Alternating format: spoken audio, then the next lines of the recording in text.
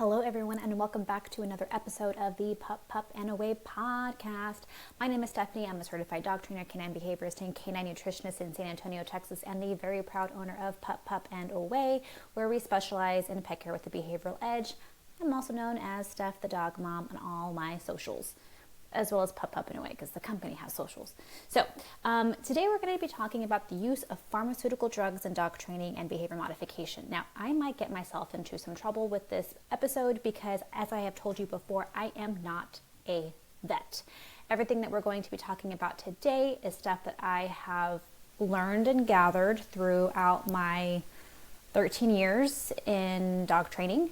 Things that I have heard multiple times, did some research, have done just most recent research as well. So there are things that I know to be true, but this is not my realm, but still something that I must be educated on. Now, I wrote out the script for this episode while I was also reaching out to a few veterinary behaviorists in Texas to see if I can get someone on the podcast to interview, so I can be talking with someone, also educating myself at the same time. And I heard crickets for quite some time, so I wrote out the script for this episode. And after I had already prepared such a beautiful script and written it out, the amazing Dr. Laura Haug reached out and said, yes, she would love to do an interview with me. So I decided to record both of the episodes. So as of this moment, while I am recording, I have not spoken to Dr. Haug. That interview is scheduled for next week, which I will then edit and send out to the podcast interwebs. I'm going to assume that her and I would agree on at least 90% of the things that I am talking about, but maybe she has a couple of different perspectives or new things to teach me. So I still decided to record this episode and to save it in my bank and may or may not release it, but then to also still have my conversation with Dr. Haug and potentially release them both and see the differences, because I think one thing that you may know about me, maybe not, is I'm not afraid to say that I've learned something new and to change my position about something, which is why you will see a podcast episode encouraging you to spay and neuter your dogs. And then most recently, I put out a podcast episode telling you to second guess that notion. So I'm a firm believer of always learning, always growing, and always educating. So as a behaviorist who works with many clients trying to alter their dog's behaviors that stem from stress or anxiety, this is an option. Using pharmaceutical drugs is an option I must always remain open-minded to, and a tool that I must always have in my toolbox. Now, I work with a lot of clients who experience some sort of behavior that's stemming from some stress or anxiety. However, the majority of the clients that I'm working with, that experience is situational, meaning there are very specific events, occurrences, or stimuli that elicit the stressful or anxious behavior.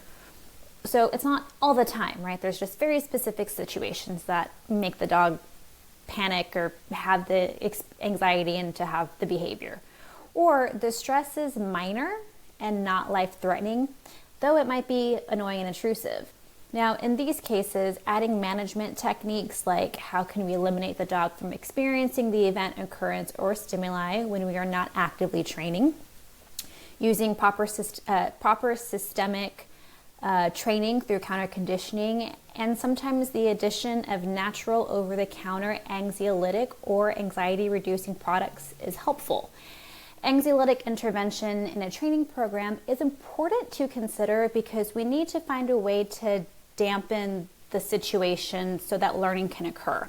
Proper training exercises should expose the learning dog to the stressful situation in a watered-down way to not hit the stress or anxiety level necessary to elicit the behavior that we're trying to eliminate. So, for example, if your dog is reactive when he sees other dogs on leash, is there a distance at which we can place the other dog, the trigger dog, to where your dog can still see it, but it's far enough away to where your dog won't react to it? Or if your dog goes crazy when they hear the doorbell, is there a sound level that we can make the doorbell ring that is subtle enough for your dog to hear it, but not loud enough to make your dog bark and react to it? With time and training, eventually the trigger dog moves closer and the doorbell sound gets louder. Some dogs need a little bit more help with this, thus considering products like CBD, rescue remedy, essential oils, and pheromones can be helpful. However, finding the right quote-unquote natural or over-the-counter product can be a little tricky and may require time and money to test out those products. Because the FDA does not regulate these types of products, there are many products that are out there that are not as effective as others. For example, CBD is a great product to consider and has many benefits, but many companies may use subpar ingredients. Maybe they don't have really great sourcing. Maybe their extraction methods aren't that great, or they have filler ingredients. Speaking with someone in the pet product industry that specializes in homeopathic products can be helpful. For example, if you were to ask me, my favorite CBD product ever is CBD Dog Health. Between myself and my clients, we have tested dozens of CBD products and found this one to be the most beneficial to the biggest number of dogs. But that doesn't mean another product doesn't exist that might do well for your pet. There are also a few lifestyle changes that can be made to help your anxious dog. Proper exercise to relieve endorphins can be a huge game changer. Elle Woods from Legally Bond puts that best when she said, exercising gives you endorphins. Endorphins make you happy. Happy people just don't shoot their husbands. They don't. Because serotonin, one of the main neurotransmitters that play a role in mood regulation, is made mostly in the gut, a proper diet and good gut health is key. Feeding less processed foods to decrease gut inflammation and feeding probiotics to help regulate mood are all things that we'll be talking about in a different episode and should be considered. While it is rare, there may be times where my doggy client is experiencing such high levels of anxiety on a general level, also meaning like the intensity is really high and they're just experiencing it constantly just because there's just so many stimuli, so many events, so many triggers around them all the time. That they're just constantly in a state of fight or flight. They're just stuck in this stress state. These dogs may be reacting with big outbursts of behavior that is not proportional to the event in which they are living in. It's kind of like when you're being overreactive or when you're so irritable that something so small just like makes you snap, right? But this dog is doing that sort of reaction constantly. This usually means that their endocrine system and autonomic system is a bit out of sorts. For this dog, their quality of life may actually be suffering. The training plan might not be moving as far as we'd like for it to be or as quickly as we need for it to be. And so if they're not already on some sort of natural over-the-counter stress management product, we may want to consider stronger anxiolytic products. And that might be where something like a pharmaceutical drug comes into play. So let's talk about the types of drugs first. There are selective serotonin reuptake inhibitors, or commonly known as SSRI. Serotonin, as we just talked about a little while ago, is made mostly in the gut, and it's a neurotransmitter that helps to regulate mood. So in short, once serotonin binds and is used, the body pretty much absorbs it and kind of gets rid of it. So SSRIs allow the serotonin to be somewhat recycled, and it thus increases the amount of serotonin in the body, so our body has more help to regulate mood. So examples of some SSRIs are drugs like fluoxetine, which is the doggy Prozac. I think it's also called fluoxetine when it's the human Prozac, so I just like to call it the doggy Prozac. Or paroxetine, which is also known as Paxil. Now, another disclaimer that I'm going to make, I might say some of these drug names really incorrectly, and my bad. Then we also have tricyclic antidepressants, or TCAs.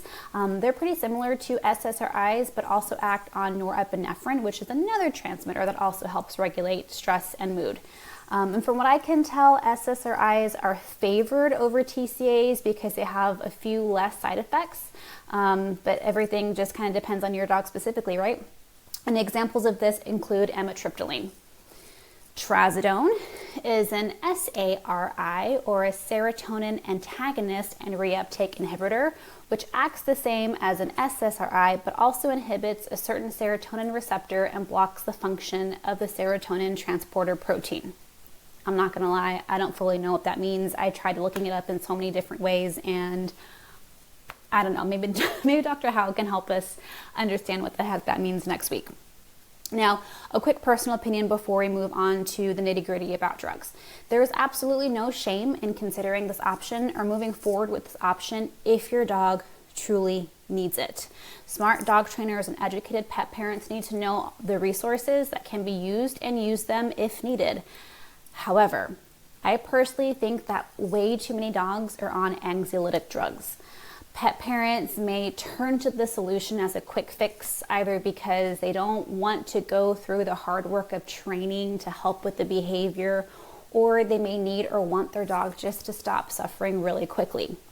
Behaviors that you find annoying and wish would stop but don't have the time to give proper exercise and stimulation are not reasons to sedate your dog or to put your dog on any of these drugs. Dog behaviorists, vets, and vet behaviorists, my script says all agree, but let's change that to mostly agree because I can't say all. Mostly agree that pharmaceutical drugs can be a helpful addition to a training plan, but should not be the end-all, be-all solution. So we'll talk more about that in a little bit. As I said before, if your dog is experiencing anxiety situationally, I most likely think that pharmaceutical drugs are not necessary unless the level of anxiety is high. So it's either you're experiencing a really high rate, like intensity, or you're experiencing maybe a lower intensity but more frequently, or you have both high intensity and high frequency. Those are usually times we'll all consider pharmaceutical drugs. An example of a time where neither was really going on. I didn't have the intensity nor the frequency. So an example of that, Sully, who's sitting right there, when he was about 3 years old, he became thunderphobic, and we were living in Houston at the time. And while it rains often in Houston, I would consider that a situational stressor, as it isn't something that Sully encounters every single day. The behaviors he was displaying were minor, right? They weren't such a big intensity. He would shiver and he'd want to hide, and that's pretty much about it.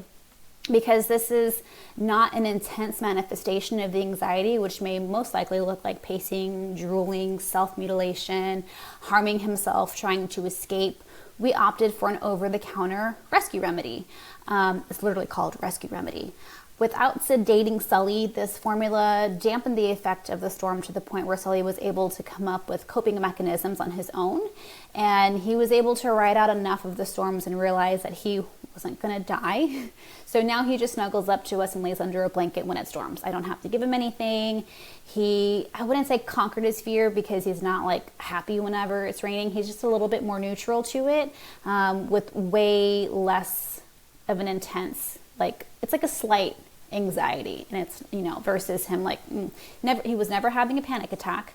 So I would say he was probably experiencing like a 40% out of 100 on the level of panic once upon a blue moon, and now he experiences maybe like 10% of that anxiety, now that he's kind of older and kind of have gone through quite a few times.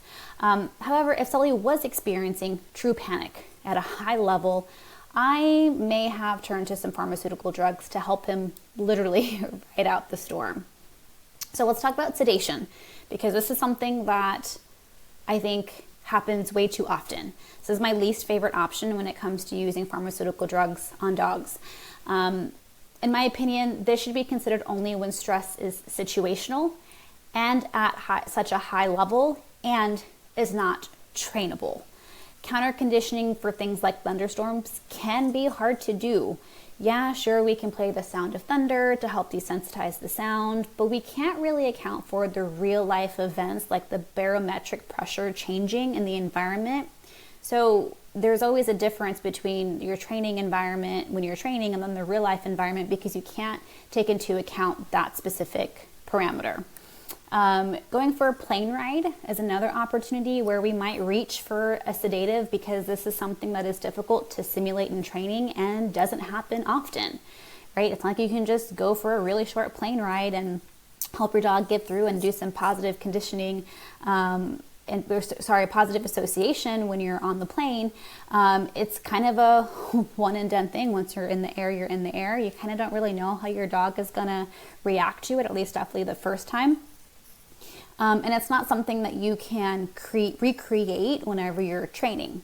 However, if your dog freaks out during easy to replicate scenarios like car rides and vet rides, there is plenty that can be done to help your dog feel more comfortable. If we're talking about, your dog is uncomfortable in the car, sit in the car on a nice day with the windows open, doors open, in the driveway and park, and have your dog eat kibble, and then build your way up to that, to having the car on, to taking short rides, to taking longer rides.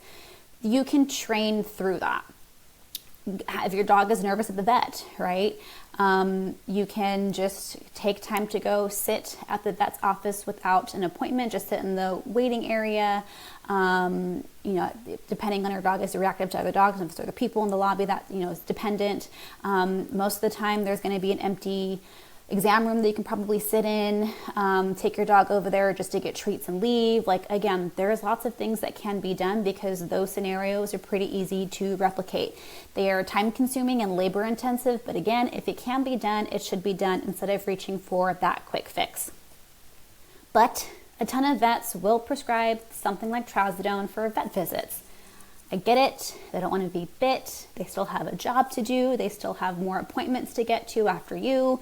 They don't have the time to be sitting there making best friends with your dog so they can get, have a better experience for your dog. But there are so many problems with using stuff like using sedatives during an experience like this. So first, let's talk about the physiology of stress. When we're stressed, our adrenaline and our cortisol kick in, and we can sustain more than what we could if we weren't in a stress state.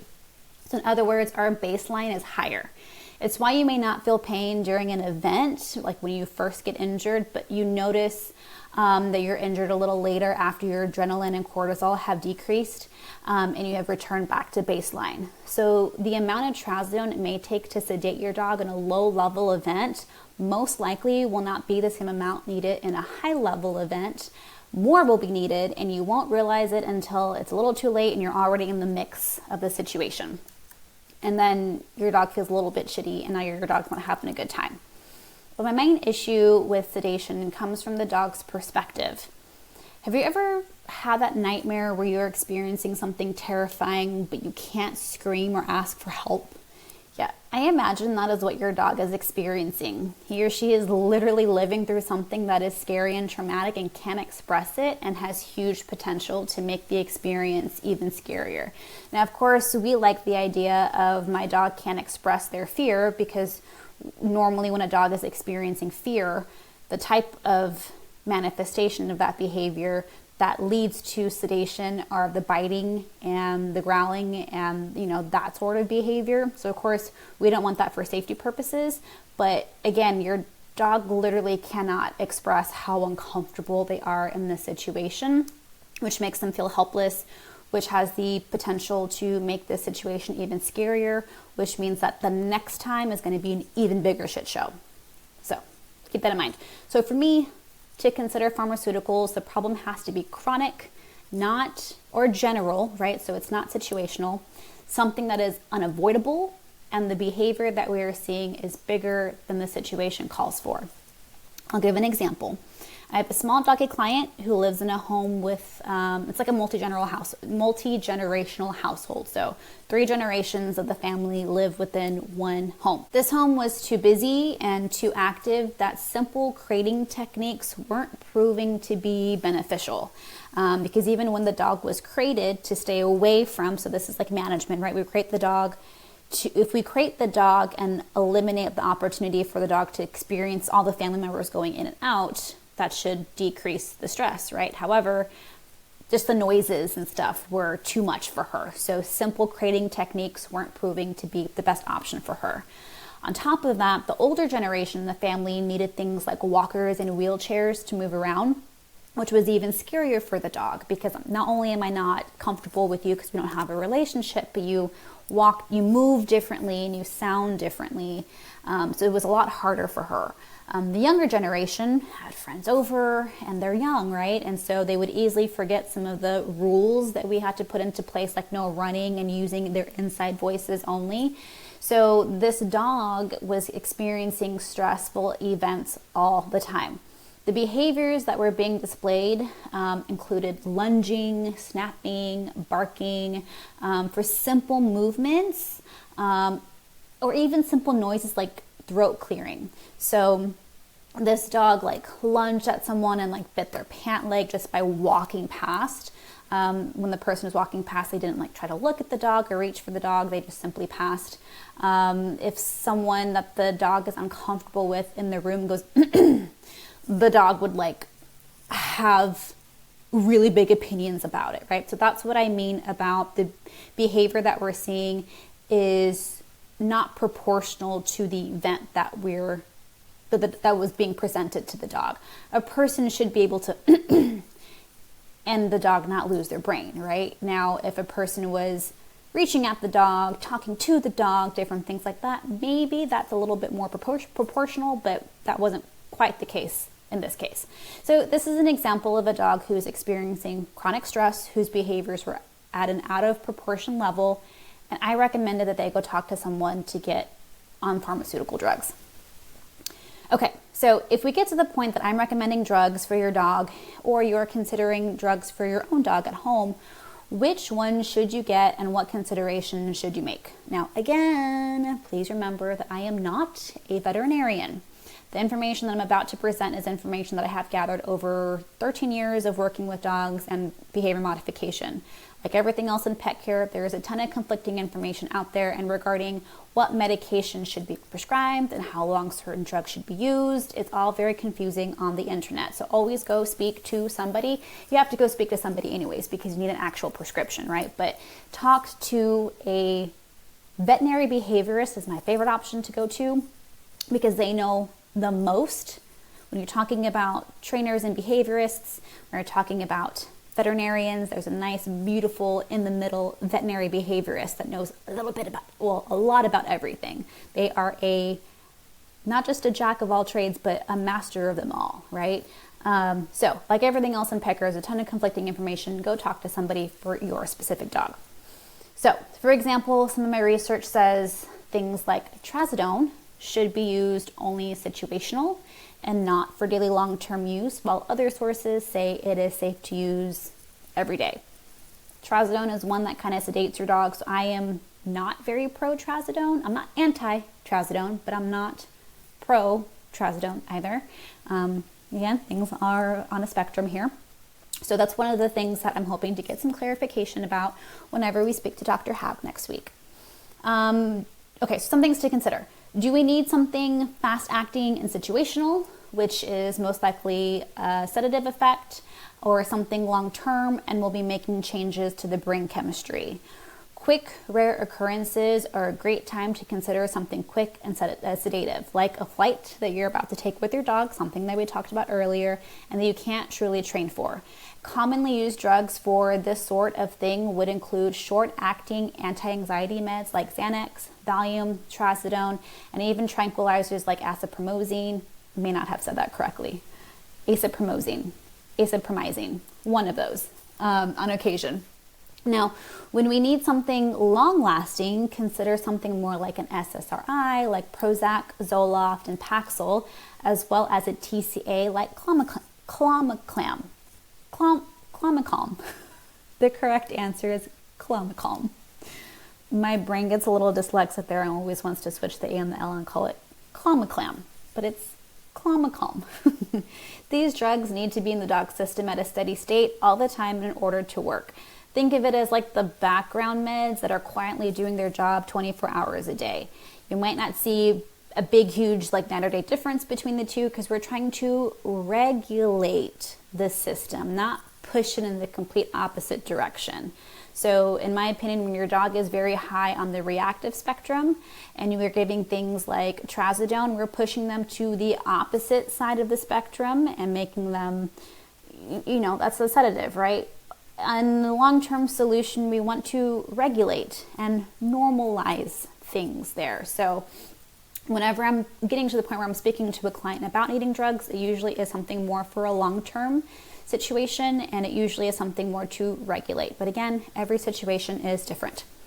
If choosing an SSRI, which is normally what I try to encourage the client to speak to their vet about, there will usually be an adjustment period to figure out the right dosing and the right med and to begin to take an effect.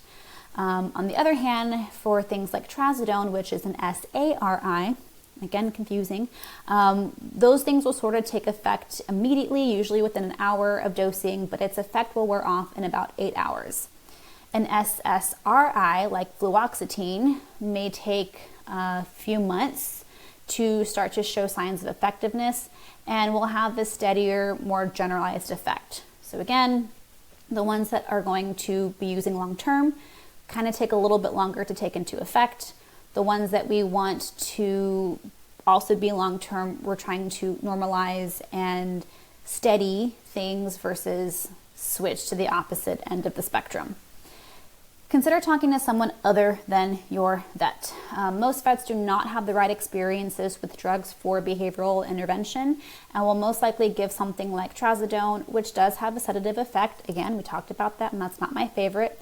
Or gabapentin, which also has a sedative effect and is being used pretty often for anti-anxiety, even though that's more of an off-label use because it's mostly used to control pain, right? And one way that we can kind of control pain is if you can't move. So gabapentin is something that's being used a lot for stress and anxiety, but not really what the label says it should be used for, not the original intention of the drug. So consider consulting with a veterinary behaviorist, like I said a little bit before. Again, as I've stated before, I don't like medicating for situational moments and I don't like sedating. I once worked with a client who I felt needed an SSRI because the anxiety that he was feeling was constant in his own home and this little man was lunging himself at people. So again, we have an intense feeling that is out of proportion and we're also experiencing it all the time. Just poor dude, like even in his house, because the mom was a college student and the mom was a college student who had a roommate. And so any movement in the apartment that wasn't the mom, this dog was having stressful behavioral outburst with it. So in a training scenario with me, he did great because I knew all the right things to do, say, move slowly, toss the treats, do all that, right? But most people in the family and the roommate don't know all the right things to do and the right things not to do, like me, thus increasing this poor guy's anxiety. So while the training was working, I thought an SSRI would be a good addition to our training plan because this dog's living through that stress, and if we can find a way to dampen that stress, the training would just be even more progressive. I suggested the client to go talk with her vet, but also prepared her that she may need to go seek the help of a veterinary behaviorist who had more experience prescribing drugs for behavior modification. I explained to her that the vet would most likely want to prescribe a quick fix like Trazadone, but I thought he needed something more like fluoxetine. Sure enough, the vet recommended Trazadone. So the training after that was a roller coaster. Because the client decided to get the dog on Trazadone. It was the best that she could do, was what the vet prescribed. It probably would take a little bit of time to get in with the veterinary behaviorist because there's not a lot of them. And also their fees are pretty expensive because they're very specialized. So she opted to go for the option that was just easiest to start. So got him on some Trazadone. When the Trazadone was fresh in the dog's system, the behavior was great. He wasn't doing any of the lunging, right? Wow, this must be amazing. But as soon as the 8th hour hit, all the behaviors would come back in full force.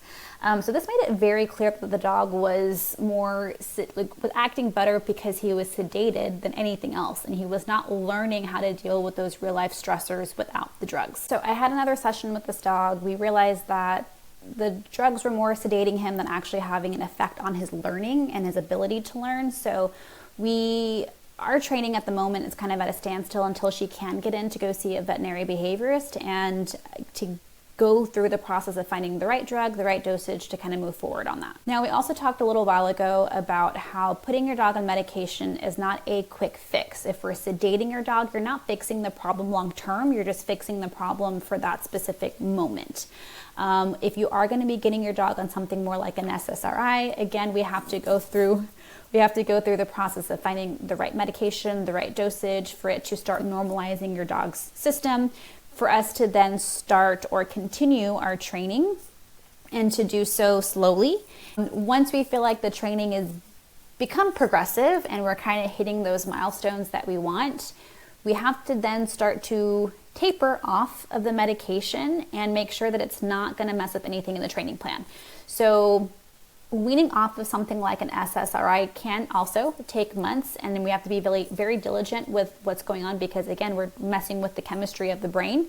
And as we start to decrease our dosage, we have the opportunity to be increasing the stress again, and we might be finding that the training was not as solid as we thought it was, and that it really was reliant on the meds. So at that point, a very careful conversation of what should happen next really happens between all three people: the parents, the behaviorist, and the vet prescribing the drugs. If we can start to decrease the meds, we continue to go through training to make sure that everything is still at the baseline that we like for it to be.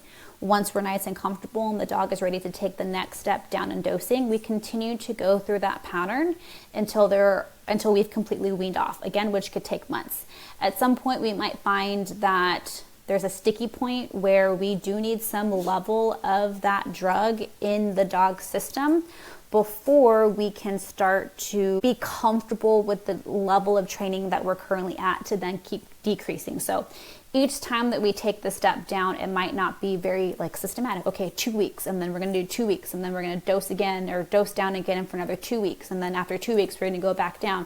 It might not be that case. Sometimes we're able to go down the dosing pretty quickly and systematically, and then kind of plateau for a little while, and then we kind of have to cruise at that altitude for a little bit before we all feel comfortable enough to then decrease the dosage of the medication again. So whenever we are using pharmaceutical drugs, it's just to help continue the progress of the training, and it's not something that we're typically going to leave the dog on all the time for the rest of their life. Once we've gotten the dog's body more regulated and we have completely removed the pharmaceutical, there still may be instances where something like an over-the-counter might be helpful to give that dog a little bit of assistance through now situational stress. Because the biggest thing that we're trying to do here is regulate that stress response system, going from overreactive to more neutral and steady and more baseline and more normalized. So when we can finally get that, again, training happens in a more beautiful, progressive way.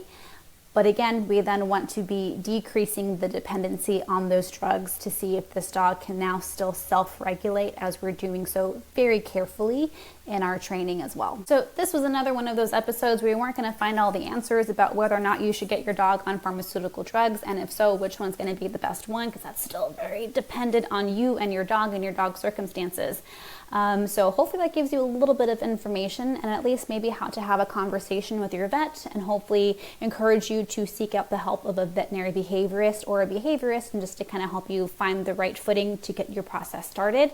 And like I said, next week we will be speaking with Dr. Haug, who will hopefully not prove me silly for more than half the things that I said in today's episode, but more enlighten and kind of give us more information about how to move forward with more specific details on some of these drugs. Like, for example, Trazadone. Again, like I said, I'm not anti-Trazadone, but I'm not pro-Trazadone, and I'm really interested to find out if that is the proper stance, or if everything that I have heard about it is BS. So we will see you guys at the next episode.